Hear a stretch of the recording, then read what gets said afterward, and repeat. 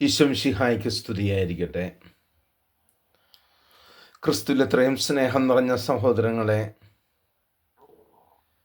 മത്തായിയുടെ വിശുദ്ധ സുവിശേഷം 11-ാം അധ്യായം 20-24 തിരുവചനങ്ങൾ നമ്മൾ വായിച്ച് ധ്യാനിക്കുമ്പോൾ ഏറ്റവും മനോഹരമായിട്ടുള്ള ഹൃദയസ്പർശിയായ ഒരു ഗാനം നമ്മളുടെ വചനവുമായി ബന്ധപ്പെട്ട് നമ്മൾ ആലപിക്കാറില്ലേ? നിന്റെ മുഖം വാടിയാൽ ദൈവത്തിൻ മുഖം വാടും. ഇപ്രകാരം നമ്മൾ എത്രമാത്രം ശോകാവസ്ഥയിലായിരിക്കുന്നുവോ നമ്മെ സൃഷ്ടിച്ച ദൈവവും ശോകാവസ്ഥയിലാണ്. നമ്മൾ കണ്ണീരണിഞ്ഞു നിൽക്കുമ്പോൾ തീർച്ചയായും ദൈവവും മുഖം പൊത്തിക്കരയും. നമ്മൾ സന്തോഷിക്കുമ്പോൾ ദൈവവും സന്തോഷിക്കും.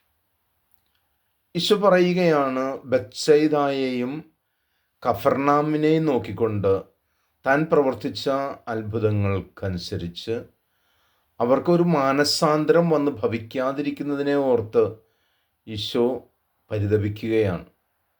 നിന്നിൽ പ്രവർത്തിച്ച അത്ഭുതങ്ങൾ സൊദോമിലും ഗൊമൊറായിലും ചെയ്തിരുന്നെങ്കിൽ അവർ എത്രയോ മുൻപേ ചാക്കൊടുത്ത് ചാരം പൂശി മാനസാന്തരപ്പെടുമായിരുന്നു. നിന്റെ സമയം ഇനിയും അവസാനിച്ചിട്ടില്ല. ഈശോ നമ്മെ വിളിക്കുകയാണ്, ക്ഷണിക്കുകയാണ്. ഓരോ നിമിഷവും നമ്മെ മാനസാന്തരത്തിലേക്ക് ക്ഷണിക്കുന്ന ദൈവം. കഴിഞ്ഞ ദിവസം ഞാൻ പറഞ്ഞതുപോലെ കർമ്മലീത്തരായ എല്ലാ ലോകം മുഴുവനുമുള്ള കർമ്മലീത്ത സന്യാസികൾ പരിശുദ്ധ കർമ്മല മാതാവിൻ്റെ ഗുരുനാഥയും മാതൃകയും മധ്യസ്ഥയുമായ സഹോദരിയുമായ അമ്മയുടെ തിരുനാളിന് ഒരുക്കം കൂട്ടുമ്പോൾ ഒരു കർമ്മലീത്ത വൈദികനായി ജീവിതം ആരംഭിക്കുവാനായിട്ടും ഇത്രയും നാളത്തെ ജീവിതം കൊണ്ട് ഒരു കർമ്മലീത്തനായി തന്നെ മരണം സംഭവിപ്പിക്കുവാനായിട്ട് ആഗ്രഹിക്കുകയാണ്. അപ്പം ഈ തിരുനാളിലേക്ക് ഒരുക്കം കൂട്ടുമ്പോൾ ദൈവം എന്നെ നോക്കി പരിതപിക്കുന്നുണ്ട്. എന്നിൽ പ്രവർത്തിച്ച കാര്യങ്ങൾക്കനുസൃതമായി ഞാൻ പ്രവർത്തിക്കാതിരിക്കുന്നതിനെ ഓർത്ത് ദൈവം പരിതപിക്കുന്നുണ്ട്.